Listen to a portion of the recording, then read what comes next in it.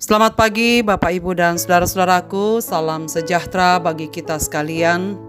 Harapan dan doa saya pagi hari ini kita sudah bangun dengan sehat, selalu semangat oleh karena anugerah Tuhan kita Yesus Kristus. Senang sekali saya menjumpai Bapak Ibu dan saudara-saudaraku. Kita di acara Renungan Pagi edisi 2 Agustus 2023. Pagi ini mari kita membaca firman Tuhan, semoga menjadi panduan kita untuk berjalan di hari ini. Pagi ini kita sudah sampai pada kitab Injil Yohanes pasal 17 ayat 1 sampai ayat yang keempat. Demikianlah kata Yesus. Lalu ia menengadah ke langit dan berkata, Bapa, telah tiba saatnya permuliakanlah anakmu, supaya anakmu mempermuliakan engkau. Sama seperti engkau telah memberikan kepadanya kuasa atas segala yang hidup, demikian pula ia akan memberikan hidup yang kekal kepada semua yang telah engkau berikan kepadanya. Inilah hidup yang kekal itu, yaitu bahwa mereka mengenal engkau, satu-satunya Allah yang benar, dan mengenal Yesus Kristus yang telah engkau utus. Aku telah mempermuliakan engkau di bumi dengan jalan menyelesaikan pekerjaan yang engkau berikan kepadaku. Membangun hubungan akrab dengan Bapa melalui doa. Saudara-saudaraku pendengar renungan pagi yang dikasihi Tuhan, setelah Tuhan Yesus mengetahui bahwa para murid sudah percaya padanya dan menjelaskan akan tantangan berat yang akan dihadapi para murid setelah kepergiannya, serta memberikan kepastian jaminan bahwa Roh Kudus yang akan menyertai melewati semua tantangan itu, sekarang ia mendoakan para muridnya, orang-orang percaya padanya, dan semua yang akan percaya di sepanjang segala zaman. Dalam bagian pertama doanya ini, Yesus Kristus mengangkat mukanya ke langit dan berbicara kepada Bapanya. Ia sungguh akrab dalam hubungan itu. Ia memulai doanya dengan mengakui bahwa saatnya telah tiba untuk misinya mencapai puncaknya, yaitu mengalami penderitaan, kematian, dan kebangkitannya sebagai penebusan bagi umat manusia. Saudara sekalian, di sini kita menemukan hubungan yang unik antara Tuhan Yesus Kristus dan Allah Bapa. Pada saat Kristus ada di bumi ini, ia menyebut Allah sebagai Bapanya dan menyebut dirinya sebagai putranya. Tetapi sesungguhnya saudara sekalian, sebagaimana yang kita ketahui, bahwa predikat putra Allah itu hanya dimilikinya ketika ia menjelma menjadi manusia. Tapi setelah karya penyelamatan yang dilakukan dalam masa penjelmaan itu, ia kembali kepada Bapa karena ia adalah Allah itu sendiri.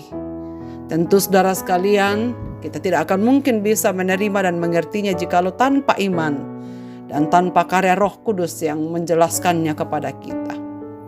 Doa Yesus yang terakhir untuk para murid-murid yang menunjukkan keinginannya yang mendalam bagi semua orang percaya, baik dahulu maupun sekarang, supaya mereka dapat mengenal Kristus dan firman-Nya secara mendalam. Sebab dengan mengenal firman-Nya bisa hidup seturut kehendak-Nya, dapat hidup bertahan walau menghadapi tantangan. Ia perlu mendoakan muridnya, sebab Tuhan Yesus tahu betapa rentan dan lemahnya umat-umatnya itu. Saudaraku, menarik sekali jikalau kita memperhatikan doa-doa yang kita temukan dalam Alkitab. Doa-doa yang agung dari para tokoh iman. Kita menemukan doa-doa yang agung yang mereka miliki. Kita tentu terkesan dengan doa Salomo di dalam 1 Raja-Raja pasal 8, yang tidak berdoa minta kekayaan, tetapi meminta hikmat. Doa Abraham, doa Musa. Namun doa Tuhan Yesus ini adalah doa yang teragung yang dicatat di dalam Alkitab. Mempelajari doa Yesus merupakan kesempatan unik bagi kita untuk melihat karakter dan hati Yesus Kristus. Jikalau kita membaca seluruh kitab ini saudara sekalian di sepanjang pasal 17 ini, maka kita menemukan betapa Yesus itu sangat mengasihi murid-murid yang akan ditinggalkannya di bumi ini. Dan karena itu ia tidak tinggalkan begitu saja, ia lengkapi dengan kuasa dan topangan doa. Supaya pada waktu secara fisik ia tidak ada di dunia ini, topangan doa itulah yang menguatkan para muridnya untuk bertahan. Tuhan Yesus menyatakan bahwa ia telah memuliakan Bapa melalui hidup dan pelayanannya di dunia ini, dan kematiannya telah tiba. Tetapi yang ia perlukan adalah supaya murid-muridnya juga tetap taat sampai pada akhirnya, sama seperti ia telah taat kepada seluruh perintah Bapa. Di dalam permulaan doanya, Yesus berdoa bagi dirinya sendiri. Ini bukanlah doa yang egois, karena sesungguhnya ia menunjukkan semua itu bagi kemuliaan Bapa. Yesus sendiri dimuliakan melalui karyanya di kayu salib. Ia melakukan karya salib karena kehendaknya sendiri dengan menyampingkan segala kemuliaan kekal yang sebenarnya ia miliki. Tetapi ia rela melakukan semua itu untuk menyelamatkan manusia berdosa. Lalu bagaimana salib memuliakan Bapa? Melalui karya salib, anak memuliakan Bapa dengan menyatakan kedaulatan Allah atas si jahat, belas kasih Allah bagi manusia, dan pembebasan orang berdosa. Melalui salib, Yesus menjadi jalan eksklusif menuju hidup kekal. Dan hidup kekal ini ditemukan melalui pengenalan akan Allah yang dinyatakan di dalam Yesus Kristus. Jadi mengenal Yesus Kristus sesungguhnya adalah hidup kekal itu sendiri. Dan tanpa mengenal Yesus Kristus, seseorang tak akan mungkin bisa menemukan apa arti hidup kekal itu sendiri. Di dalam Dia kita memperoleh jaminan. Kita dapat melihat keakraban Tuhan kita dengan Bapa di dalam doanya ini. Melalui karya salibnya, Yesus memungkinkan para pengikutnya di masa kini untuk menikmati juga keakraban dengan Bapa.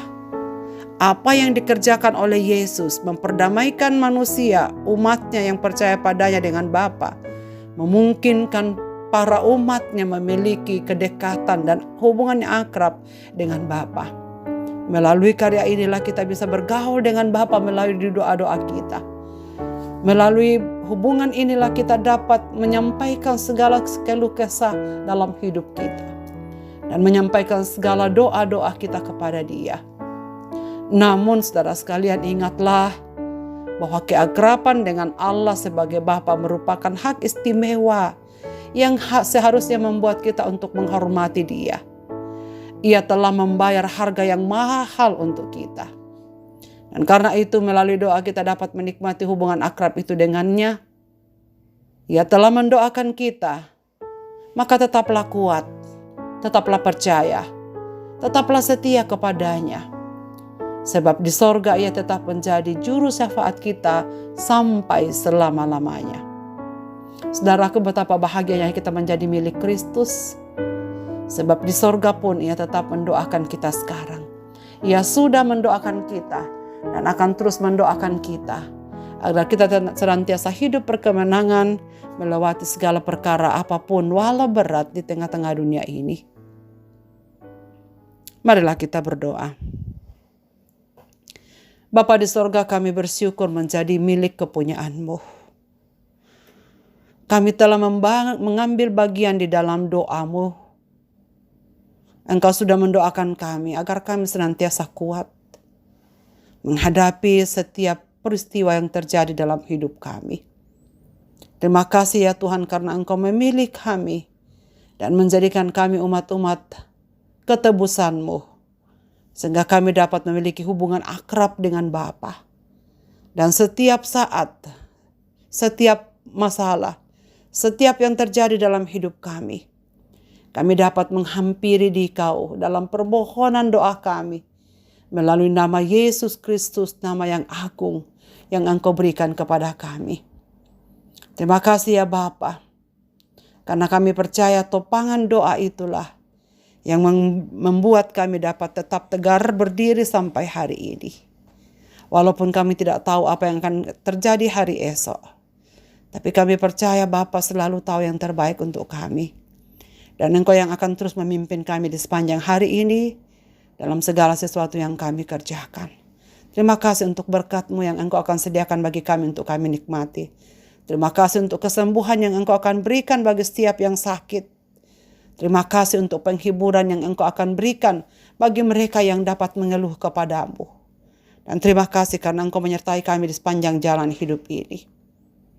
Dengarlah doa kami ini ya Bapa, kami berseru kepadamu. Dalam Kristus Tuhan Juru Selamat kami. Amin.